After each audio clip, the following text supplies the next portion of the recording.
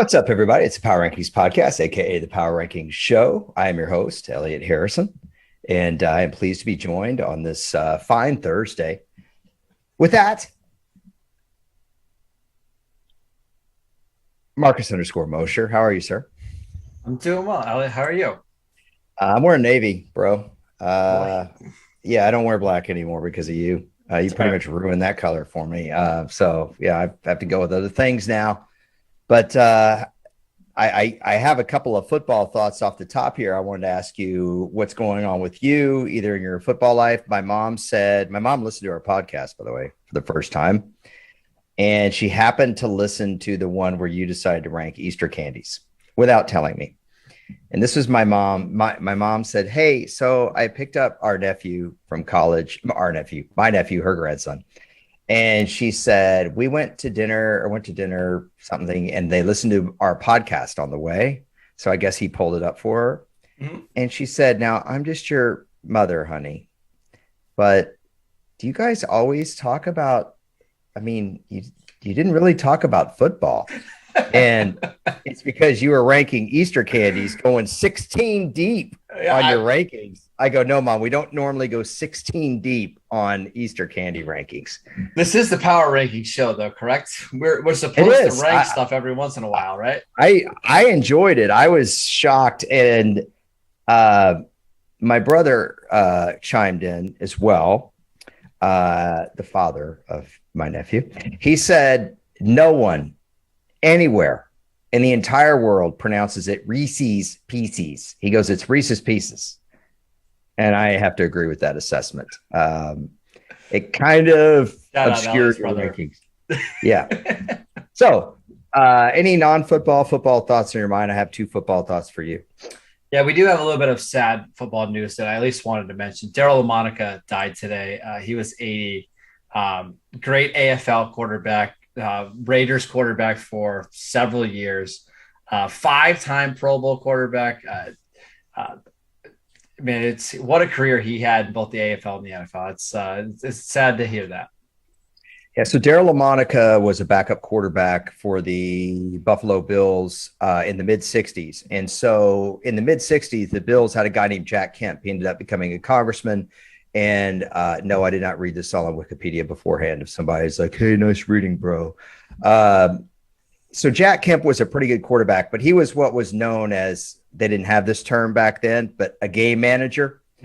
And the Bills were really a predominantly defensive team, but they had this great backup quarterback who had a huge arm, Daryl LaMonica. So the Raiders made a deal to get him in 67.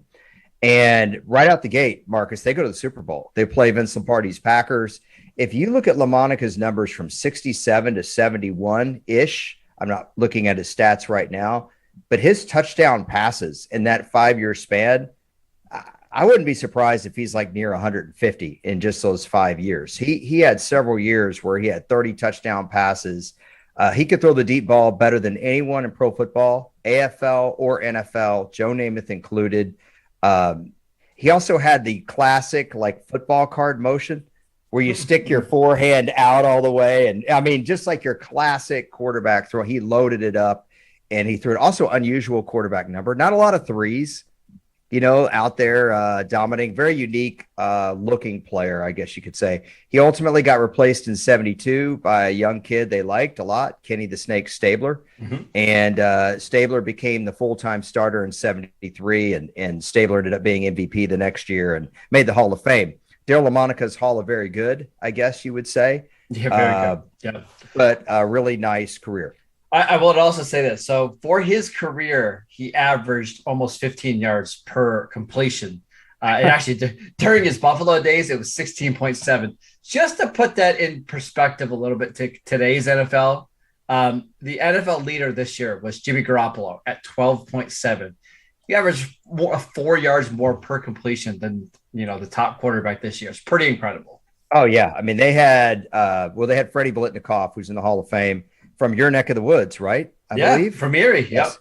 Yep. And also a friend of ours, friend of the program, Jamie Fritz, but and Garrett, if Garrett's on here somewhere. Also a guy named Warren Wells, who averaged over 20 yards a catch. Then eventually they got Cliff Branch. Just touchdown passes real quick. Daryle Lamonica, was I way off here? Like 67, 68, 69. I don't have his stat sheet pulled up. But... I got it right here. 127 touchdowns in those 5 seasons. Averaged 13 games a season. Yeah, pretty incredible numbers, actually. Yeah, and I think the 71 season he was a little down, but 67, 8, 9, man, guy was rolling. Like I said, first year with Daryle Lamonica, he's heaving them deep. They go to the Super Bowl. The next year, they lose in the AFL championship to the Jets, who won the Super Bowl. Mm-hmm. The next year, they lose the AFL championship game to Kansas City, who wins the Super Bowl. And the next year, they lose the AFC championship game to the Colts, who won the Super Bowl.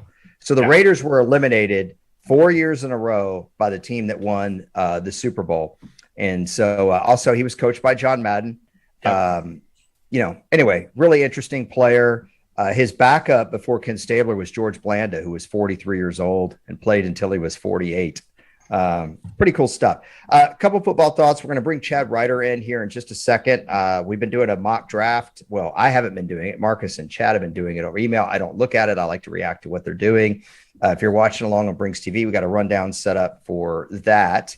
And just real quick, I saw that Jarvis Landry visited with the Saints yesterday. I actually like that fit a lot, Marcus. Would you like that if he ended up there? Actually, no, I don't like that fit. The Saints The Saints have one of the league's slowest offenses right now. And adding a middle of the field target that doesn't stretch the field at all, that really doesn't add a lot of yards after catch at this stage in his career, it's not great. What does Jameis Winston do the best? He throws the ball down the field. They got to get more speed. I just don't love Jarvis there. Hey, here's the deal. Here's why I like it. I think they're going to go for that in the draft. I don't think there's anyone out there. Who's out there on the free agent market that they can go get that's going to do that. That's a young enough player. They're all gone. Will Fuller. Okay. One of the problems with Michael Thomas, I feel like, is he hasn't been able to be on the field, not totally reliable the last couple of years. Granted, Jarvis, there's other teams out there that Jarvis fits better on. Actually, to me, and it sounds like the Browns still have interest, but that's where I'd like to see him land. Like, go back to Cleveland. They need somebody in the slot that can just move the chains. I just don't love the fit with the Saints. That's all. Well, the other part of it is where he played his college ball, LSU. The other thing is the Saints don't have a big-time tight end. They still need a guy who's reliable, who can move the sticks on 3rd and 5. So I'm projecting that they're going to use the draft to get a guy that can stretch the field. I do feel like they needed somebody else. And I think Jarvis Landry is a better football player than a lot of people realize. He's always been a gamer. And I'm thinking of that game last year against the Broncos where Case Keenum had to start. He's just always been, in my mind, a great player. Okay, the other one is the Debo news. Now, I know that you guys had locked on Cowboys about a potential trade for Debo. Just curious, and I'm going to ask Chad here in a second. Where would you like to see Debo Samuel, or where do you think he ends up? Do you think he stays in a 49ers uniform? I would like to see him stay with the 49ers because I feel like Kyle Shanahan is the best possible play caller for him. He finds ways to get him the football that are unique. They get him a ton of touches, but I don't know if the 49ers want to pay him what he's asking for. And it sounds like that Debo Samuel didn't necessarily love his role last year. I don't think he wants to take as many hits as he got last year and get as many touches out of the backfield. I think he wants to get paid now. He's a little bit older of a receiver. He'll be 27 when he officially hits the free agent market. So I think he's just looking for somewhere where he can get paid, maybe get out of California, go a little bit closer to home. But I'd like to see him stay with the 49ers. Well, if he's looking to improve his social life, the Miami Dolphins come calling. That would be something else to have Tyreek, him, and Jalen Waddle. Which is why it's never going to happen, right? There's just no way you get that done. Hey, look, I could have a little bit of fun. But we're going to bring in someone who allows me to have no fun because it's all serious business with Marcus Mosher. That's my good buddy, current and former colleague, Chad Ryder. You can follow him on Twitter at Chad_Ryder. It's REUTER. Yes, I know you guys are sick of me spelling it, but now it's tradition. So Chad, my friend, how are you? I talked to you yesterday about everything but sports. I just teed you up for something you have no prep for whatsoever. Do you have any imaginary spot for Deebo Samuel you'd like to see him go? No, because look, every team, I did 3 radio interviews and 2 of them asked about if Deebo would come to their team, and the other one I'm sure was going to. But, you know, because everybody does. You know what? Frankly, the NFL in football in general is going positionless. It's going to be positionless basketball at some point where we've seen it already with jet sweeps and things like that, where you use guys in different ways to get the ball in their hands. This is not like going to go away. And so I think Deebo is going to be used.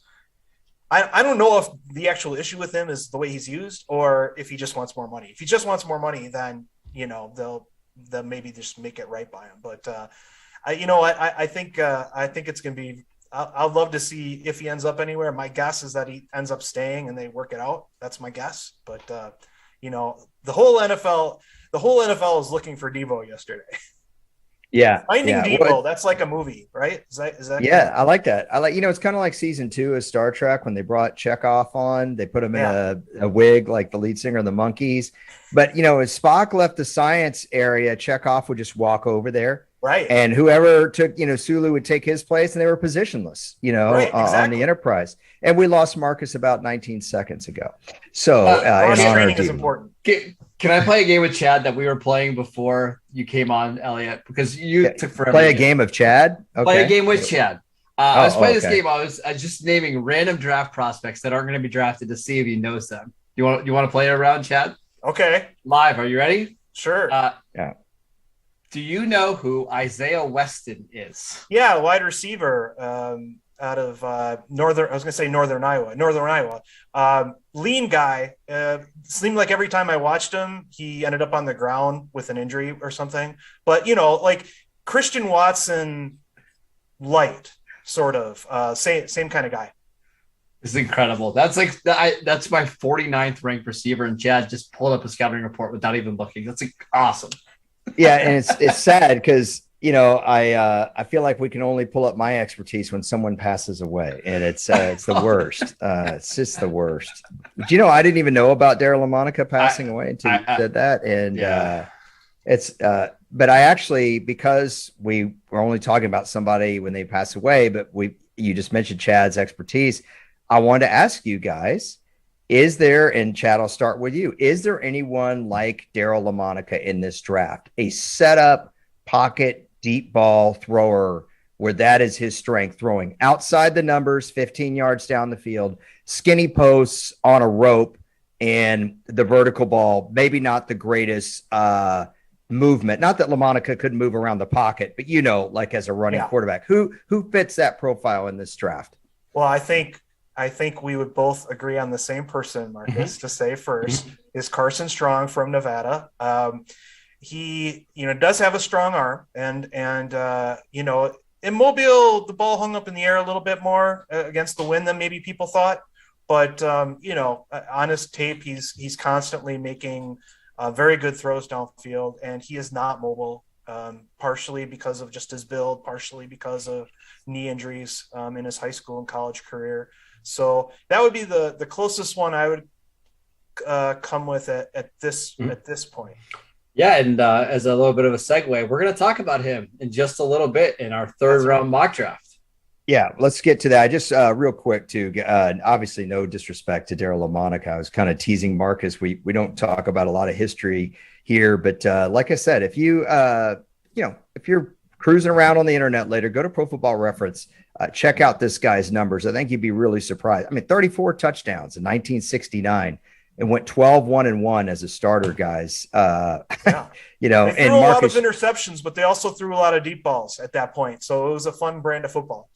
You bet. He threw 25 interceptions that year, which also led the league, but he led the league in yards, attempts, completions, touchdowns percentage, interceptions, and yards passing per game. Also sack percentage, a low sack percentage. He got rid of the football. So, okay.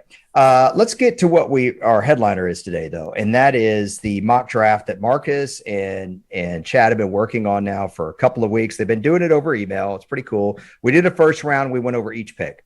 We did the second round last week. That was fun. We just pick out a batch of 8. We're not doing all the compensatory picks here. So we've got 32 picks in the third round. We're going to go over the first batch of 8. Now, Marcus and Chad went in alternating order. Chad, you picked first, right, in the draft, didn't you? You're all the odds. That's right. And we're going to get to those compensatory picks, mister. So don't you even. Oh, we are? Oh, boy. All right. Oh, no. So we're going to start off with Troy. I'm sorry. Go ahead, Marcus. Start us off. You stole my guy. That's the guy I want to talk about in a second. Sorry. That's all right. Let's just read through the first batch of 8, starting with Jacksonville, first pick of the third round at number 65 through 72 here. Okay. Correct. Troy Anderson, linebacker, Montana State. At 66, we have the Lions going Josh Pascal, edge rusher from Kentucky. At 67, Greg Dulcich, tight end from UCLA. The Houston Texans at 68 select Channing Tindall, a linebacker from Georgia. At 69, the Jets go with Zamir White, a running back from Georgia. At 70, Jacksonville takes DeMarvin Leal, defensive tackle from Texas A&M. 71, Bears, Lewis Seen, safety from Georgia. That is a heck of a value. And then at number 72, Seattle, Martin Emerson, long cornerback from Mississippi State. Yeah, it's a good list. I think Troy Anderson, honestly, we don't know if he's going to be a linebacker or a tight end yet in the NFL out of Montana State. We're not sure yet, but he's a fantastic athlete. He played offense and defense during his college career. So he was a triple option quarterback for a while, then moved around. But he's a fantastic athlete. My favorite player in the draft to watch, easily. Yeah. Elliot, just to give a little background on him. He's one of the few players, I believe, in college football history that ever led his team in passing yards in one season, rushing yards in another season, and then tackles in another season. Yeah, that's amazing. The guy can literally do it all. Yeah, and he can run around. I mean, you see it on the field. He doesn't, and teams aren't thrilled with his physicality as a defender. The first half of the team's FCS championship game wasn't fantastic for him. But again, like I said, like if let's say we had Denver taking Chad Muma in the second round, if they went with Troy Anderson, they could play him at tight end and linebacker. He could play both ways. Why not? So that would be really interesting. A couple things here, guys. 2 picks. One, you've got Greg Dulcich going to the Giants. Not a lot of tight ends off the board in this draft. I know, Marcus, you've told me plenty of times that on the podcast there are no first-round tight ends. Does this guy have the ability to be even as good as Evan Ingram? Both of you. Yeah, I think he's in that similar mold, though, a little bit. I think he's more of a downfield threat than what Evan Ingram is. But like Evan Ingram, he can't block a lick at all. You're just not going to put him in situations where he can block. But you have Caden Smith there. You have a couple other guys at the bottom of your roster that can block. I think he's a decent passing option. Yeah, and they just signed Jordan Akins a little bit of I just happened to see it before we started up too, as another backup. So they need bodies at that position. There's no question. So it's still a really good pick. One more question from me before we go to 73 to 80. I got Zamir White going to the Jets at running back. We haven't had a lot. We had Breece Hall in the second round near the top. I think he went to Houston in our mock. Can this guy, if you're the Jets, what are you expecting out of this guy as a third round pick? I know, Marcus, you're not a huge fan of taking running backs in either the first 2 rounds. Is this the right kind of spot? Are you okay with this? And Chad, what can the Jets expect? Well, I think what they would want is like the complement to Michael Carter, right? I mean, I think and Zamir White can be that kind of a bruiser kind of guy. So that's why I thought he was a pretty good fit here. Yeah, this is a spot to draft your running backs, right? Early third round, even late second round. This is where you get a lot of value. And I think Zamir White, super productive at Georgia, good between the tackles runner. I think this is a fine value. Yeah, at 69 overall. Let's go to 73 through 80. And Marcus, why don't you run down the picks and what we got here? Sure. At pick 73, we've got the Colts taking Carson Strong, who Chad just talked about a couple of minutes ago. It's a little bit similar to Jacob Eason, who they drafted, was that 2 years ago? Maybe a little bit. The Falcons at pick 74 take Darian Kennard, an offensive tackle / guard from Kentucky. Charlie Kolar goes to the Broncos, a tight end from Iowa State at 75. At 76, Daniel Falele, offensive tackle, Minnesota, 6'8", 380 pounds. You're not going to find many players bigger than that. Wow. Yeah, monster.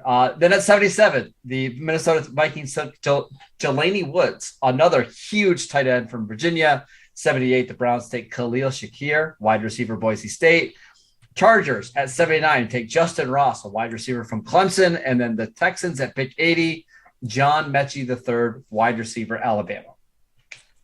Yeah, Fa'alele is really interesting.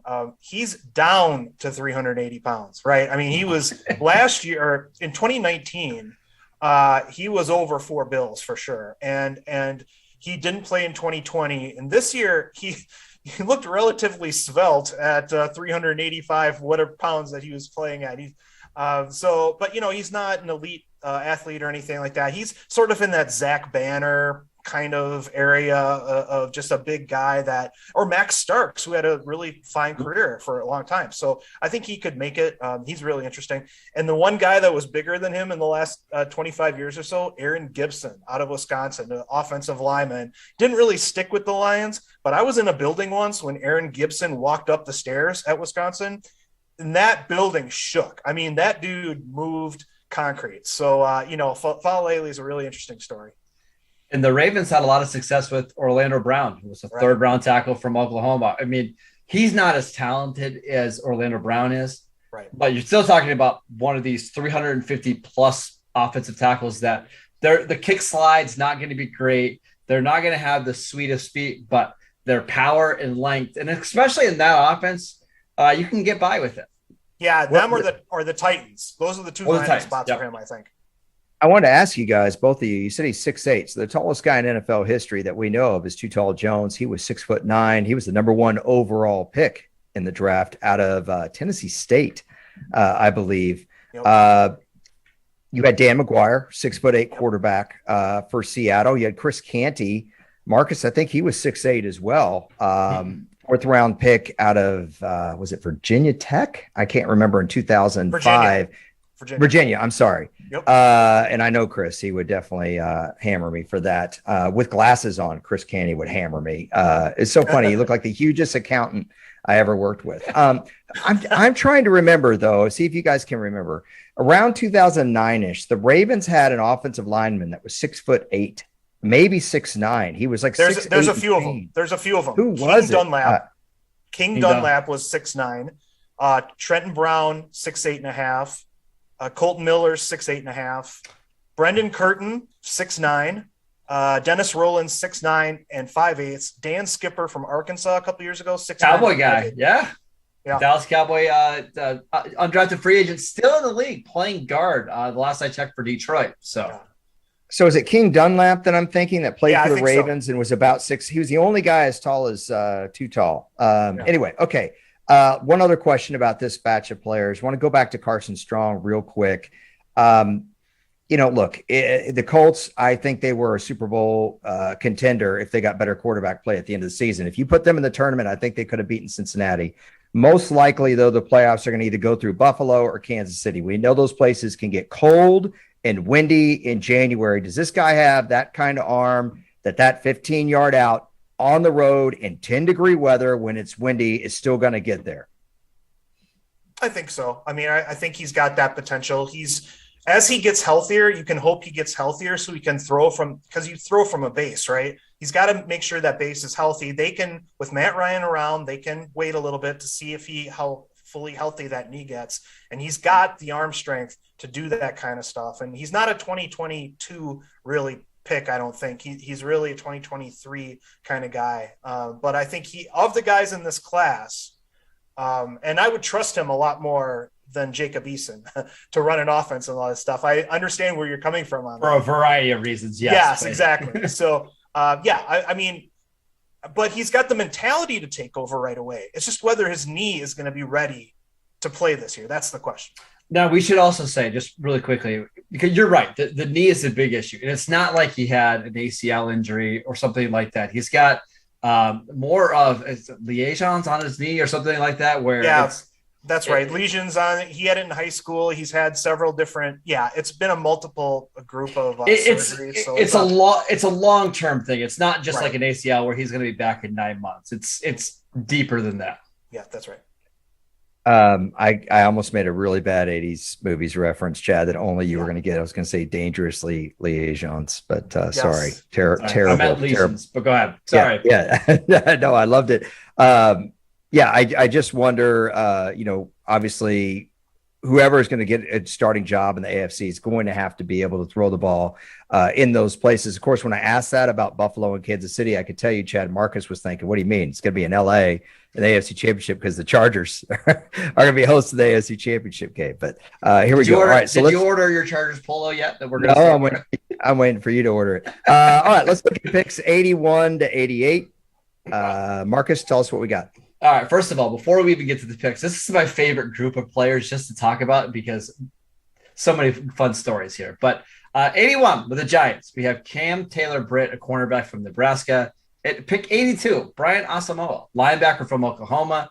The Steelers at pick 83 via trade with Philadelphia get Nick Cross, safety from Maryland. Steelers again at 84, Nick Benito, edge rusher / linebacker from Oklahoma. Pick 85, Marcus Jones, cornerback from Houston. Raiders at 86 select Calvin Austin III, one of the fastest receivers in the draft. The Cardinals at 87 go with Alex Pierce, wide receiver, Cincinnati. And then the Cowboys at 88 select tight end Cade Otton from Washington. Yeah, the Cowboys guy had to get the tight end in there. But I love Cade Otton because off 2020 tape, I thought he was the best senior tight end coming into the year. But this year, his quarterback play was not good. Mm-hmm. He got COVID. He was out a couple weeks. He got injured. It just like a lot of things went against him this year. I think he's going to outperform his draft status, whether he ends up a third round or fourth round pick. I agree. He reminds me a lot of Dalton Schultz coming out of Stanford, where under 250 pounds, not the biggest frame, but he's got good blocking technique. I think he can be pretty good after the catch, pretty soft hands. I think he's going to be a number 2 tight end for a couple of years who has the upside to be a better than average starter. Yeah, and we all know that Bill Belichick loves short cornerbacks, okay? So that's why I put Marcus Jones to New England because they need their nickel linebacker play was not very good. Slot cornerback play, not very good last year. And I think Marcus Jones not only is a great slot corner, but he's a great return guy. I think he had 9 touchdowns in his career on return. I mean, he's a ridiculous athlete. So, I think that I just love that fit for the Patriots. I've got a question for each of you independently and then one for both of you. So my question for you, Chad, is a little draft theory here. I was kind of thinking this is around the point in the draft where if you haven't gotten your offensive lineman that you need, you better have, because all the kind of the great talents at offensive line or guys that could come in and start are gone by this area right here, the midpoint of the third round. Am I wrong about that in this draft or overall? I think as far as tackle, if you want a legitimate starting tackle, like pass protecting tackle, that's probably true. But in most years, you can find a really good center, a really strong guard in the 4th, 5th round. So I think there are certain positions where you're right. You better find that guy. But I think you can find guys at different positions a little bit later. Marcus, this speedster from Memphis that you have the Raiders taking, this was the kind of guy that I was saying, would the Saints go and get this guy in the draft? Is he worthwhile for a team like the Saints to trade up and maybe take him in the early 3rd round or late 2nd round? Is he that good a talent? Yeah, I think he is. I think Calvin Austin fits a lot of teams because not only can he make plays down the field, he's good in the return game. You could have him play in the slot. He was fantastic at the Senior Bowl. He's just not super big, but that's okay. That's why you're getting him late 2nd, 3rd round. He's got elite speed. I really like Calvin Austin. 3rd round is where I'd start considering him. Yeah, it's going to be interesting to see if Tutu Atwell's lack of production this last year is going to affect where some of these smaller receivers go. It may or may not, but that was a big thing last year where all these smaller receivers went early.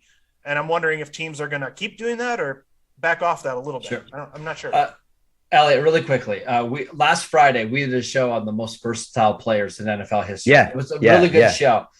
I just have to talk about Marcus Jones a little bit because I'm so glad that Chad brought him up.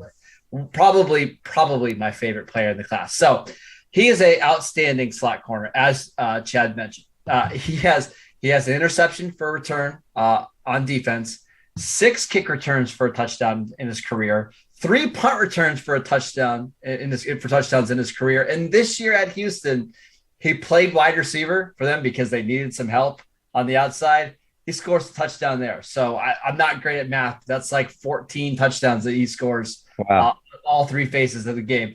You don't think Bill Belichick's going to love that just a little bit?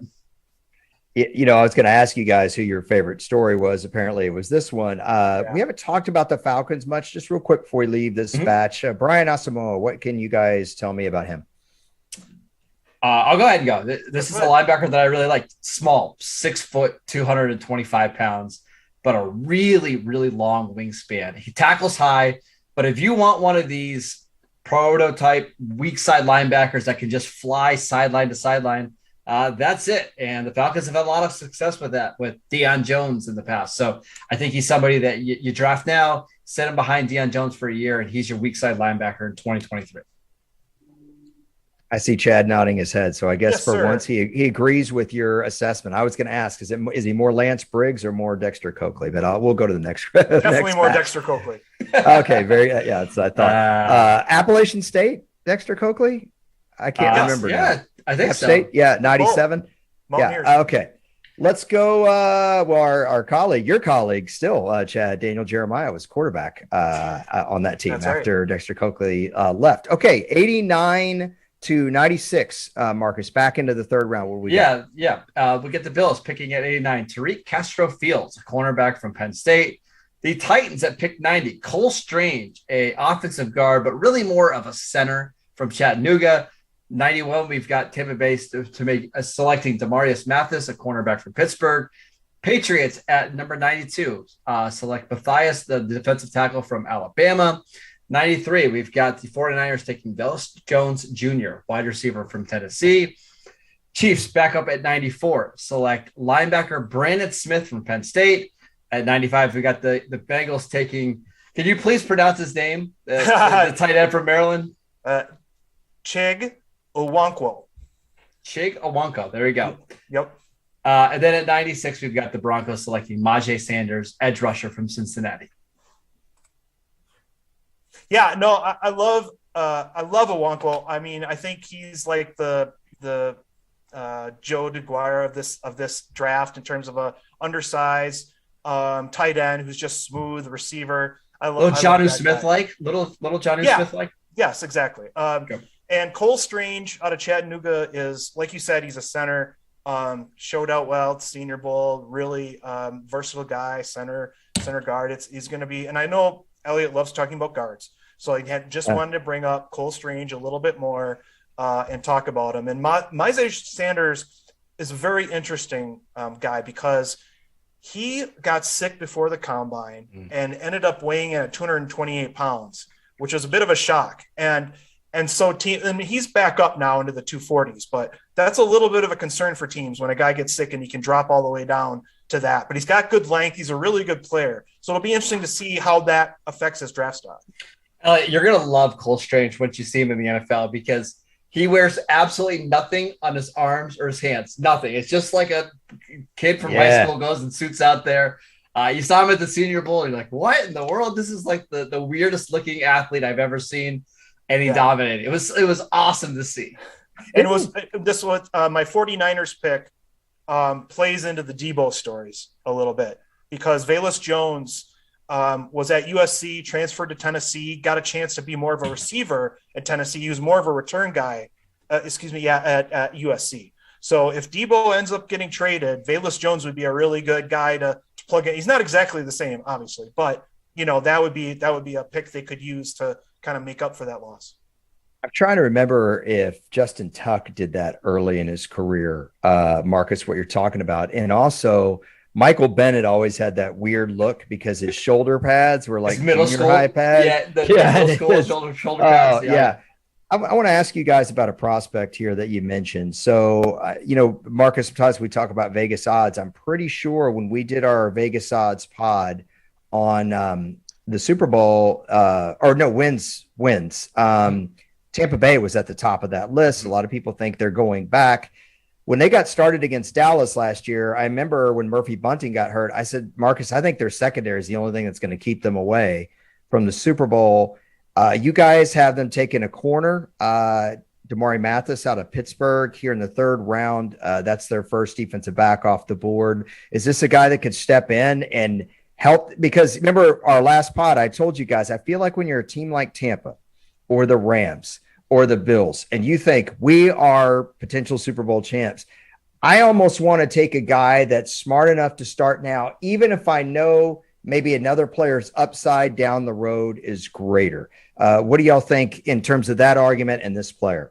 Yeah, I think Mathis is an experienced player, and he could play the slot or outside. So that's why I put him in here. He tested great, has some really good – I mean, like every cornerback, he gets beat. He can be a little over-aggressive, but that's, part of the position. He's got the confidence and experience. So, yeah, I suspect he would jump right in and contribute right away for him. Yeah, I think he could be their number 4 corner right away. Their top 3 are pretty set with Jamel Dean, Carlton Davis, and Sean Murphy Bunting, but they need somebody else because you're going to use 4 or 5 corners throughout the year. We saw that last year with Tampa Bay. Their starters were fine, but once they got to their depth, it was ultimately the reason why they couldn't beat the Rams. So, yeah, this is a great guy to have as your cornerback 4, cornerback 5 this year. Right. And I should really define smarter. When I mean smarter, it's kind of what you said, Chad. Experienced. A guy that has maybe been a starter longer in college football than like a one-year starter. There's certain guys that are just more capable of stepping in, playing in the league right now, but sometimes they give away a little bit in the athleticism department to a guy who maybe went to a smaller school who's not really ready. Yeah, and it's going to be interesting to see how some of these super seniors who have that extra experience at the college level are viewed by teams. Are they going to be taken aback by the extra year of age, or are they going to enjoy the experience? And part of it depends on the position, but I mean, it's going to be interesting to see what the overall, the overall effect of age for some of these guys is. Well, I got to tell everybody, I'm sorry, Marcus, you want to add something? No, I just said I agree. It's a great, I really like that pick by Chad there. Okay, so everyone knows I really thought we were just going 96 picks, but I have a Google spreadsheet that Chad sent me. Marcus and Chad almost cancel each other out with their spreadsheet nerddom. And I thought, surely they're not doing compensatory picks. And then I just saw 100 at pick number 101, a tight end from Coastal Carolina. And I was trying to think, Coastal Carolina, didn't a quarterback for the Chiefs go to Coastal Carolina? Yeah. Was it not Palco? He was at Pitt. But yes, Tyler Thigpen? Was it Tyler Thigpen? Yes, Tyler Thigpen. Very good. Very good. All right. Okay, so let's look at the this was my bone I was going to here. pick with you, Elliot, about not doing compensatory picks. All right. Yeah. So listen, we've got Justin Simmons, James Conner, Trey Hendrickson, 3 Pro Bowlers who were 3rd-round compensatory picks. All right. These things matter. Now, we wouldn't talk about 1970s Super Bowls and then say, you know what, we're not going to talk about Rams Steelers because that actually happened in January of 1980. So I'm going to run through these real fast. It's going to be like those disclaimers at the end of commercials, right? Okay. Detroit Lions, Nolan Turner, safety from Clemson, very underrated player. New Orleans Saints, at 98, Sean Ryan, guard, UCLA, is going to be a really tough guard at the next level. Cleveland Browns at 99, Kingsley Enagbare he's an edge rusher from South Carolina, big, strong guy, not the greatest. Very familiar with his work. End, he's got some chance. Baltimore Ravens, number 100, Darian Beavers from Cincinnati, very underrated player, can play the edge, can play inside, really, really solid player. He transferred from UConn, went back home to Cincinnati, great player. Isaiah Likely, Coastal Carolina tight end, going to Philadelphia Eagles at 101. Great value. Not the world's greatest athlete, even though he's a little slight, but really good receiver. Strong hands. He runs very good routes. He can be a pretty good backup tight end at the next level. 102, Miami Dolphins, center, Dylan Parham. Short dude, but he is strong. He uses leverage really well. He can play guard or center. Great job. Tree stump. Kansas City Chiefs, running back, Ty Chandler. They want speed. Chiefs always want speed. Ty Chandler's going to give them some more speed at running back. The Rams at number 104, Jesse Luketa, edge rusher. Tough-minded guy, Canadian guy. Well, we love Canadians. He's gonna get after it on the edge for the Rams. Really good pick for them. And finally, number 105, the 49ers pick another cornerback. They need as many cornerbacks as they can get. Josh Thompson, Agreed. Texas, really tough guy. He got hurt this year, little undervalued, but really good corner. He's going to come in and play for him right away. Bingo. Well, I love it. I love Canada. I mean, I love the Maple Leafs logo. I love Gordon Lightfoot. Marcus, which one of these guys sticks out to you? I mean, I should mention that I was a former teacher in a previous life, Elliot. I taught social studies for years. And Jesse Luketa sat in the first row of my history classes for about 3 years up in Erie. So, great kid. Coastal Carolina, Isaiah Likely. Beautiful campus, right in Conway, right next to Myrtle Beach. I've been there many times. If I could redo my college experience, that's the college that I would go to.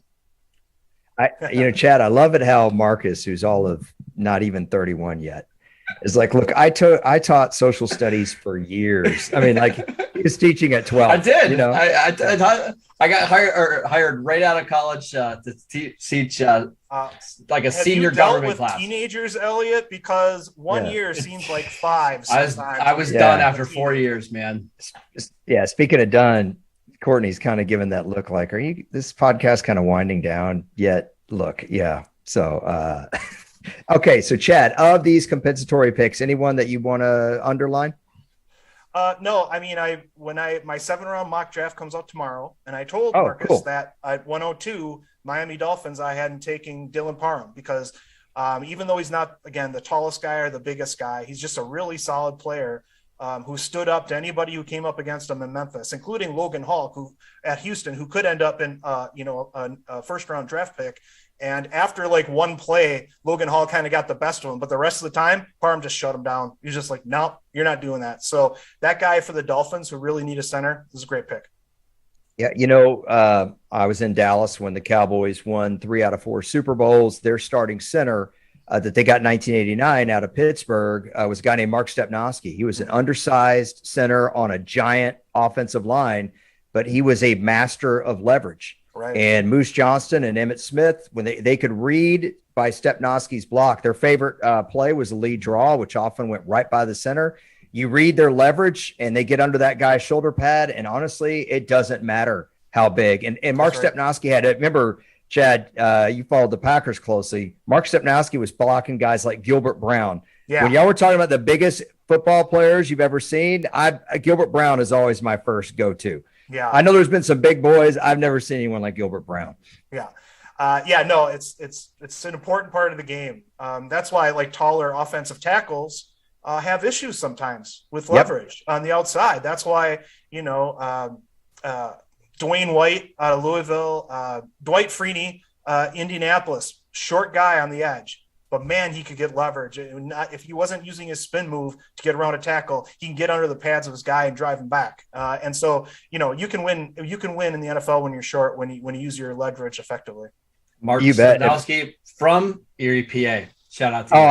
I didn't know that long hair dude. So I like him instantly. Marcus was talking about a player that he liked a lot. We did the best picks at every spot in the first round a couple of weeks ago on a Tuesday. And look, Chad, we're just trying to fill time when you're not here. And so anyway, Marcus mentioned a guy, Tamba Ali. And I remember Tamba Ali being a master getting his arm up under that tackle's left arm, and that's what you're talking about when they're that tall and that pass rusher. Or if you go farther back, Derek Thomas could get that angled lean where he could get under those taller tackles. And some of them just are not athletic enough to recover from that. Yet at the same time, teams don't exactly want a 6-foot left tackle, do they? No. So it seems even last year, Carolina, Matt Rule came out and said, we didn't want Rashawn Slater because he's a guard. And I'm like, what are you talking about? He's good. He's a good tackle. And I just looked up Tamba Ali and he was 6'3", which surprised me. I didn't think he was even that tall. But what about James Harrison? James Harrison, 6 foot. Yeah. Right. Yeah. No, that's a good call. One of the things we haven't talked about, and we're going to wrap up here in a sec, but I just, sometimes, because we have a lot of pass rushers in this draft, y'all have a pass rusher going first overall. Is that sometimes they take a little bit while they're like the fine wine, right? They don't necessarily come out of the gate like an Alden Smith or a Javon Curse where they're amazing. Sometimes they have to develop their moves or learn from a veteran. Is there any player in this draft like that you guys think, hey, this game may not, this guy may not immediately contribute, but down the road, this could be an elite pass rusher? Is there anybody like that?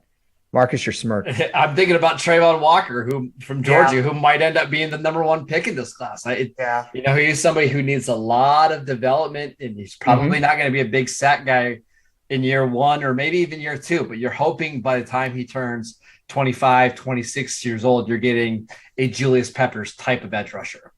Yeah, and I think David Ajabo, even if he didn't have the Achilles injury at his pro day, I think he would still be that kind of guy that still needs some refinement. He did an excellent job chasing the quarterback, but he's still kind of figuring out his hands a little bit and how to use them and some additional pass rush moves. He's getting there, but he's a guy that honestly having this time off could help him learn some of this stuff while he's rehabbing, and it'll help him become a better player down the road. It'd be great if a team that already has a fantastic veteran pass rusher could take a guy like that so that he can learn from the veteran pass rusher. I know the NFL's all-time sack leader, Bruce Smith, first year out of the gate had about 6 sacks, but the Bills had a veteran pass rusher named Ben Williams who taught him a lot of savvy veteran moves. Marcus, your big DeMarcus Ware guy, DeMarcus Ware learned a lot from Greg Ellis those first 2 years on how to, plus Greg Ellis had played with his hand in the dirt, which DeMarcus Ware was playing stand-up. So Greg Ellis could talk about both aspects of that. But anyway, just something that interested me. I'm going to give y'all both the final word. Chad, you first, because Marcus always gets the last word because he's a brat. So go ahead. Well, I just want to thank you guys for having me on the last few weeks. It's been a lot of fun.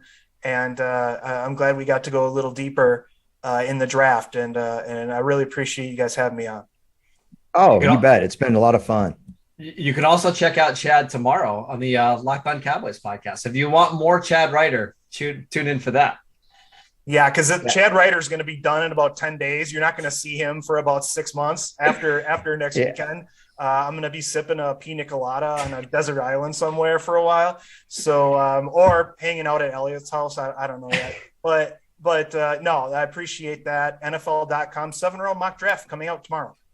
You bet. It's kind of appropriate, Chad, because Marcus has used this podcast as like his farm system for Locked On Cowboys. So just anything good that we do, he just pretty much plucks to advance his career. So I fully expect you to do a great job on Locked On Cowboys. And with that kind of tee up, Marcus, your final word? Chad, I'm sure you're like I am when it comes to the draft. The first round is the most important, and it's what everybody gets the most excited about and what we talk about all the time. But if you're a big draft nerd like we are, day 2 is the best, man. Yeah. It's so much fun on Thursday night to just look at your best remaining players, do a little 2-round mock draft to see, okay, where could Jacksonville go with their next pick? What could Dallas do to trade up? So I'm glad that we got to do a 2nd, 3rd round mock, because day 2 is the time that I love the most. Yeah, it's sort of like, everybody gets really excited about the opening round of the NCAA basketball tournament and all the, upsets and all that stuff. But really, it's like the next weekend where you're going from, 16 to 8, and those are all really quality games, but, maybe not as exciting, the opening of it isn't. That's kind of the way I view it too. So it's a lot of fun. All right, everybody. Well, that is Chad Ryder. That's his beautiful, sultry voice you just heard. He can be found on NFL.com, and then he will become a hermit playing D&D for the rest of the summer. He's at Chad_Ryder, REUTER. I'm going to have you on next week to talk the top 5 rock bands, Chad, that every college senior needs to add to their playlist. Oh, yeah. So he's coming back next week. At Marcus_Mosher. He's the host of Locked On Cowboys, the most successful Cowboys podcast there is, and covers the Raiders for USA Today. We thank Courtney and Eric and Herbert at Brinks, and Garrett, if he's out there somewhere. Everybody take care. We love you very much. Bye-bye.